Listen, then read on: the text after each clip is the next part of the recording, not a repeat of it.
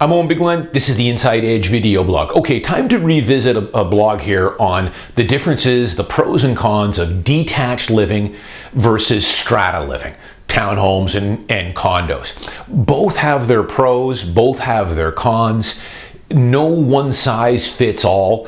It all depends on the individual, where they are in life, their age, where they work. Do they have kids? No kids? Do they like to travel, or are they homebodies? Because I see on Twitter and I see lots of blogs here talking about how, and especially with the insurance crisis that has been going on here the last couple years in the strata market, with the insurance premiums going up 100 or 200%. If you saw in the news last week, there was another catastrophic flood in the Vancouver house condo.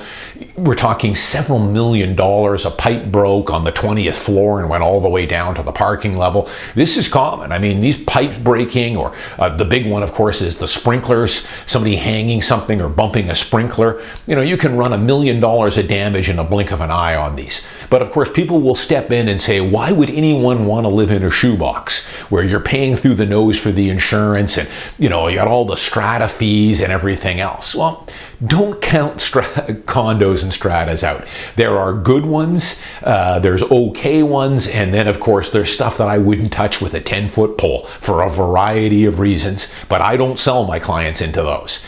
But there's no one size fits all here. So let's start with detached. Detached homes are the ultimate. As far as appreciation goes, you're not going to beat what a detached home is going to do for you. If that's top of mind and that's the number one goal for you, then you should be getting into non-strata, into a detached home. And especially if you can buy a detached home in the Vancouver East Side that might have a couple of suites, a 1-bed and a 2-bed down, or maybe a laneway house in back. Those are the ultimate package, but for that now, my God, prices have just skyrocketed here the last year. Homes that you could have had for 1.4, 1.5, 12, 15 months ago, those are now at 1.8.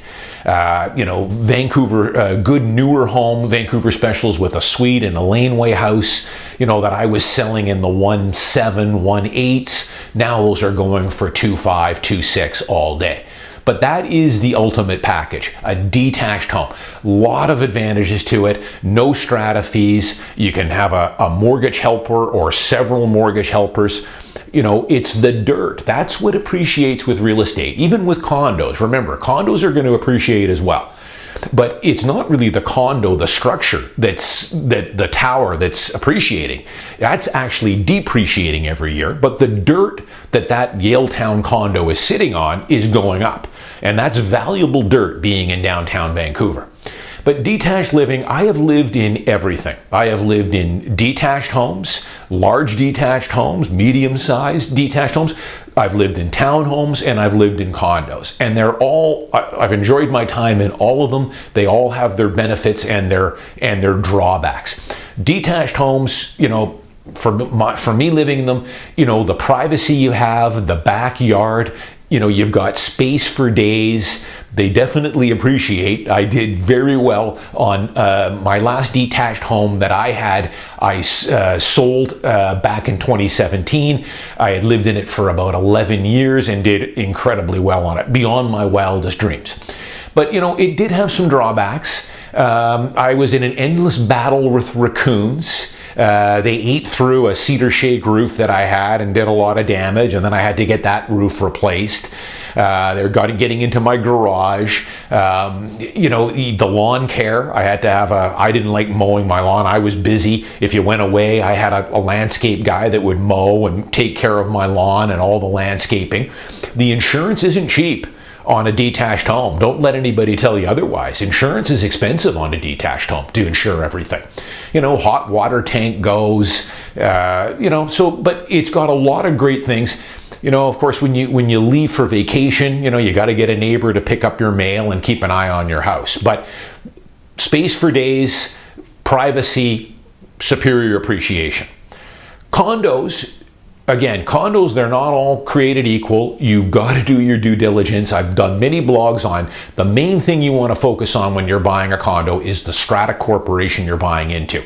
Sure, focus on location, neighborhood, price, all that stuff. But before you put an offer in on a condo, you've got to know, or have your realtor should know what the status is in that Strata Corp. Is it a proactive? How much is in the CRF? You know, what's coming due? Do they have a depreciation report? All that stuff. But condos are good. I mean, as far as the insurance goes, I've blogged so many on these.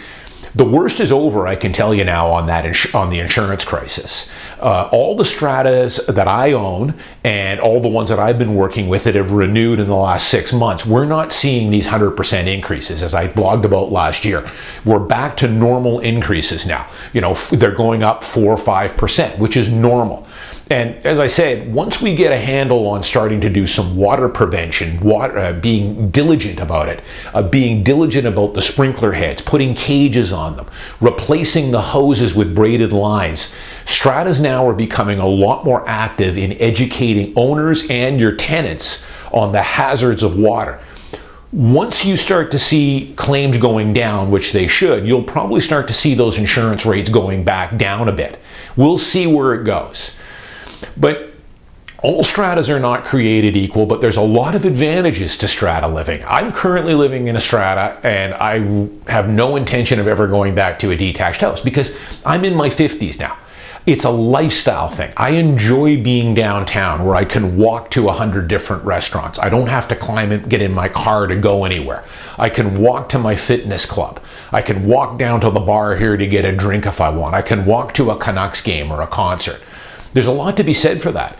I enjoy bike riding, riding on the seawall, walking the seawall. You don't have those things when you're living in a detached house. You have access to them, but chances are you're going to have to hop in your car to get a lot of the amenities that are downtown.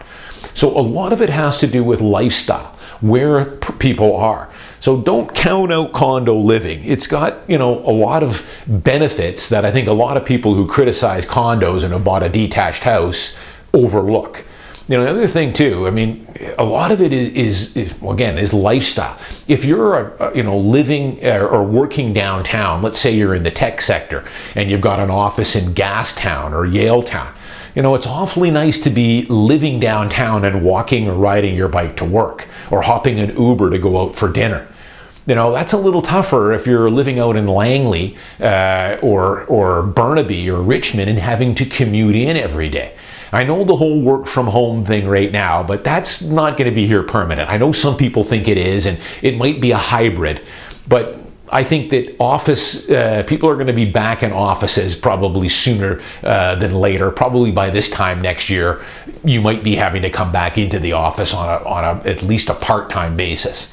So that's something to consider too. Commute times and stress levels and wasted time in your car and the expense of even keeping a car should be factored in as well. I mean, so many of my clients that live downtown, or even some of my tenants here, do not have a car anymore, and they don't need a car. They work downtown, they ride their bike, they walk, or they Uber if they need to get anywhere.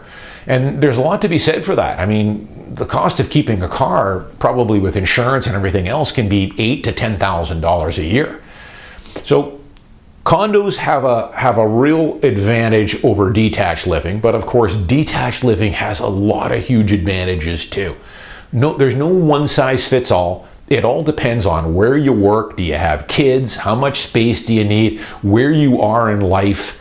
Are you 25 and looking to build up your trying to save and create more equity or more capital gains growth, or are you a little bit more mature and are now looking more for lifestyle? I'm Owen Bigland. As always, thanks for watching. I'll see you next week.